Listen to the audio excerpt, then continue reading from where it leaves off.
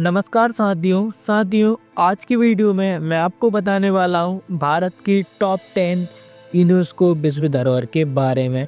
और जिसमें से सबसे पहले अपन बात करते हैं टॉप इंडियन विजिटिंग साइट के बारे में, जो कि है ताजमहल। ताजमहल का निर्माण शाहजहां ने अपनी पत्नी मुमताज़ की याद में 17वीं शताब्दी में यूपी के शहर आगरा में कराया था। हालांकि ताजमहल का निर्माण पहले एमपी के बुरहानपुर में होने वाला था, लेकिन ताजमहल का निर्माण बाद में यूपी में हुआ था। साथियों, सेकंड वर्ल्ड हेरिटेज साइट की हम बात करते हैं भारत की, तो वो है अजंता की गुफाएं। इनका निर्माण महाराष्ट्र के औरंगाबाद जिले में 2वीं शताब्दी में हुआ था, यानी कि आज से 2200 और 2300 साल पहले समथिंग इन गुफाओं का निर्माण हुआ था। और इन गुफाओं का संबंध है भगवान बुद्ध से।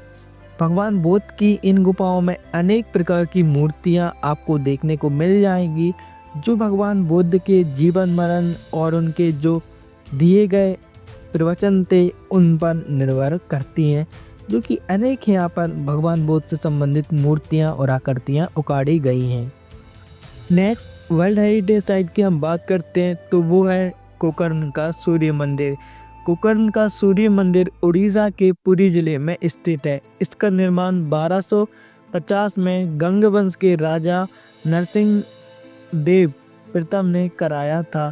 1984 में इसे विश्व धरोहर की सूची में शामिल किया गया था और इसे आम भाषा में ब्लैक पैगोडा के नाम से भी जाना जाता है। साथियों, अगर मैं आपसे कहूँ कि टाइम क्या हुआ है, तो आप सडनली टाइम बता दोगे। और ग्रह की और नक्षत्रों की गणना भी टेलीस्कोप से की जा सकती है आज के समय में, लेकिन 400 से 500 साल पहले ये कुछ भी नहीं था। और फिर भी एग्जिस्ट कैसे टाइम बता सकता है कोई।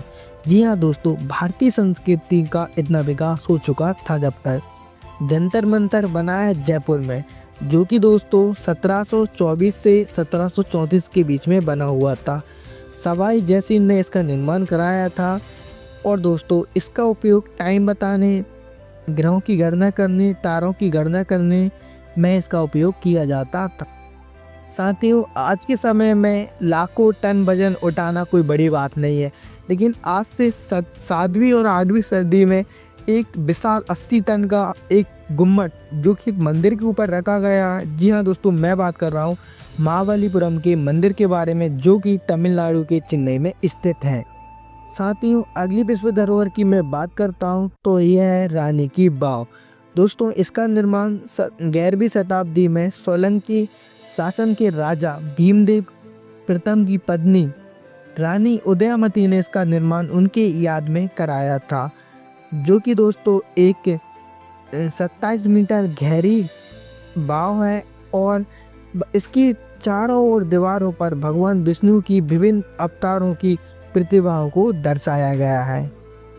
साथियों, अब मैं बात करने वाला हूँ भारत की सनातन परंपरा की खजुराहो के मंदिरों के बारे में। यह दोस्तों है एमपी के खजुराहो में स्थित है। इन मंदिरों का निर्माण चंदेल शासकों ने कराया था। वर्तमान में इनकी संख्या सिर्फ 25 ही रह गई है। साथियों, आपको अगर प्राचीन चीज़ों का देखने का शौक है, तो मध्य प्रदेश के सांची में जरूर आइएगा। यहाँ पर अशोक के बने हैं स्तूप, जो कि बुद्ध भगवान से ही संबंधित है। साथियों, आप मैं बात करने वाला हूँ भीमबेटका की।